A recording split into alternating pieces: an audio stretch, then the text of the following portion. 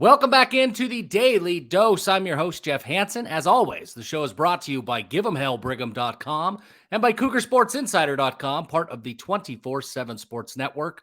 Thank you so much to those of you who have already subscribed to the channel. If you haven't done so yet, please hit that subscribe button, hit the notification bell, like this video. All of those things help us grow this platform a ton. We appreciate your support so far, and we thank you in advance for your continued support of us here at the Daily Dose. Today, let's do a checkpoint. Let's look in at where BYU stands with some of the biggest in-state recruits inside the state of Utah this year. We'll focus in on the top 10, but we'll talk about a handful of other guys as well. This is an area that Kalani Sitake has always emphasized ever since he took over as the head coach at BYU. And now with the hiring of Jay Hill, I expect Utah to become an even more important priority for BYU on the recruiting trail. It's always been the bread and butter. It's always been the foundation of BYU's roster. But Jay Hill has been recruiting and creating inroads inside the state of Utah for his entire career. He's one of the most respected coaches inside the state. I would expect to see even more emphasis on recruiting close to home with Jay Hill on staff. So let's take a look at the top 10 recruits according to 24/7 Sports, and let's see where BYU's at with each of them to try to get a gauge of where things are. The first couple doesn't tell a great story. Isaiah Garcia, offensive lineman now at Corner Canyon High School. He released a top 10, and BYU is not included in that top 10. Garcia is a heck of a football player, and I think Spencer Fano from last year's class would probably have a strong claim to make. But Garcia is one of the best, if not the best, offensive tackle prospects to come out of Utah in the last 10 or 15 years. I mean, he is Sunday good. He's not a member of the church. He didn't grow up cheering for BYU. So it was always going to be kind of an interesting fit. And then as he blew up, the writing was on the wall that BYU and Garcia probably weren't ever going to work out. At number 2 is his Corner Canyon teammate, Isaac Wilson, who we've talked about a lot on this show. And as everybody knows, he's the younger brother of Zach Wilson.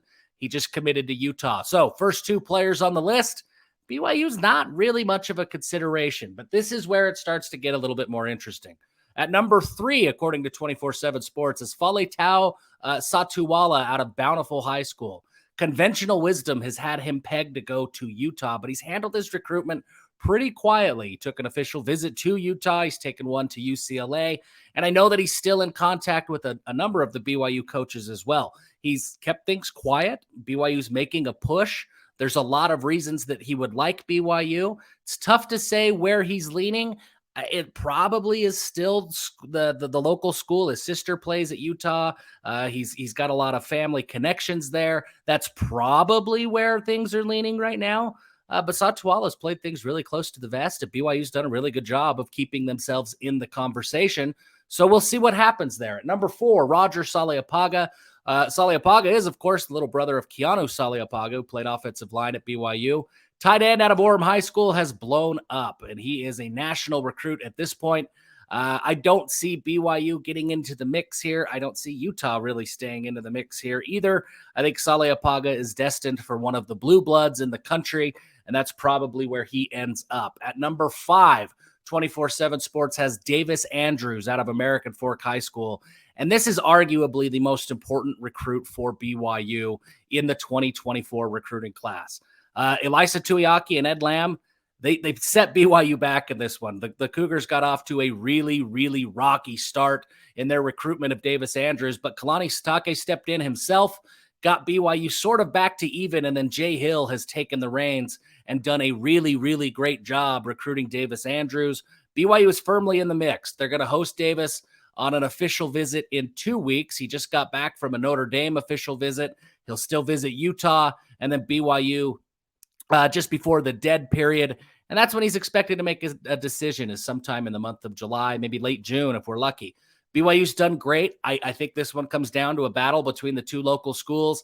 And Notre Dame is out there too. It's going to be really tough for anybody to say no to Notre Dame, but that is a long ways away from Utah. So we'll see if the distance between American Fork and South Bend is too much to overcome for the Irish. I do like where BYU's at. As long as Jay Hill is there, they're going to have a chance. I think this comes down to which coach does he relate to more, Jay Hill or Morgan Scalley?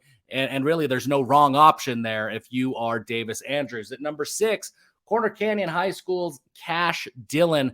BYU's done a great job with Cash Dillon. Kelly Papinga has taken him and made him Kelly's number 1 priority. They talk all the time. They break down film. There's a really strong connection between Papinga and Cash Dillon. In my conversations with Cash, it really feels like Kelly Papinga and Cash Dillon are similar. They think similarly. The things that interest them are similar. The way that they break down the game of football and they communicate with each other is very, very similar. I think that BYU, though everybody expects Cash Dillon to go to Utah, I think BYU is much more in this than anybody is willing to admit up there on the hill. I think Kelly Papinga's done a phenomenal job. He can point to guys like Kyle Van Noy and Fred Warner as use cases for what he's capable of doing and how he's capable of developing players in Provo. Cash Dillon is not committed to Utah at this point.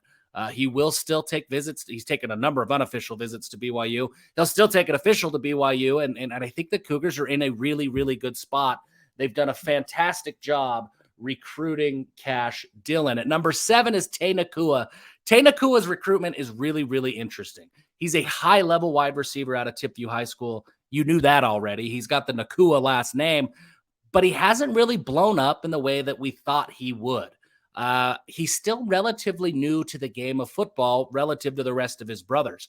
He didn't start playing football until later. So he has the talent that guys like Puka and Samson had, but he's way more raw. And I think that schools want to see how he has developed from his junior year to his senior year before they really know where to slot Tay Nakua in terms of their priority list.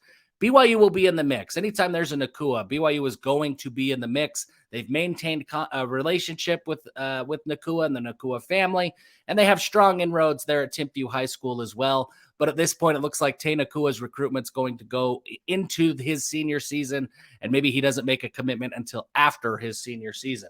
Number 8 is maybe the most perplexing recruit for me on the top 10, Jensen Somerville.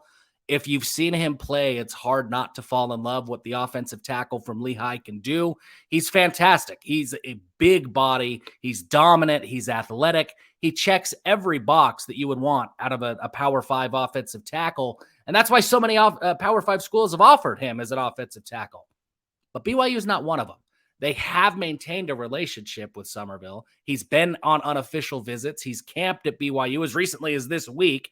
I think should BYU make the decision to offer, they immediately jump into the pole position to land Jensen Somerville's services. But as of right now, they haven't. So we'll see what happens there.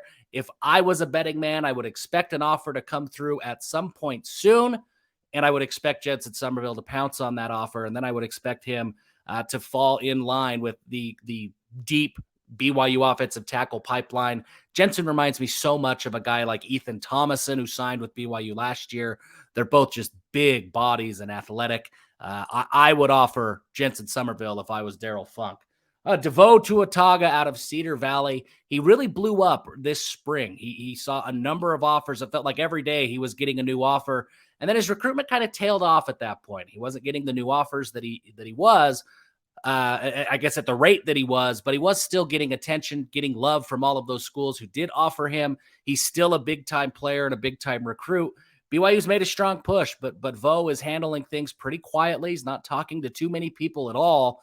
But BYU's in a good spot. They're definitely in a good spot. For people who I have been able to talk to about him, they like BYU for Vo Tuataga, but we'll see what happens in the end. And then finally at number 10 on 24/7 Sports is Adney Reed. BYU, he's a BYU commit, son of Gabe Reed. Adney Reed will be on an official visit right now. He's on an official visit, in fact, at BYU. He's been committed for a long time, and it looks like he's going to stay committed. So that rounds out the top 10. Not a lot of BYU commitments yet, but if BYU can end up with 4 or 5 of the top 10 inside of the state of Utah, the Cougars have to be feeling really, really good, and they're in a position to do so. Now, they could also end up with 2 or 3, and that would be disappointing, but I think that they're in a good spot to have a strong showing in the top 10 of the recruiting class for 2024 inside the state of Utah. There's a handful of other guys as well. Easton Baker, of course, decommitted from BYU. He's ranked number 12. Cepha Brown is ranked inside the top 15. He's a BYU commit. If I was the evaluator, I put Cepha Brown at 7 or 8. I think he has Sunday potential. He's a little light right now, a little slender in his frame, but he's got a big, broad body.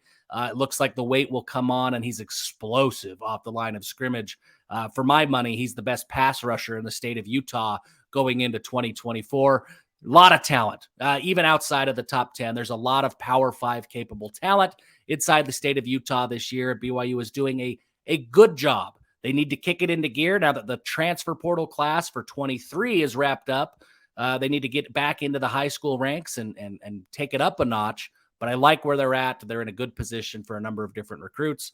Things look good so far. We'll see how they close out over the coming weeks and months. Thank you again for your time, spending some time with us here at the Daily Dose. And until next time, give them hell.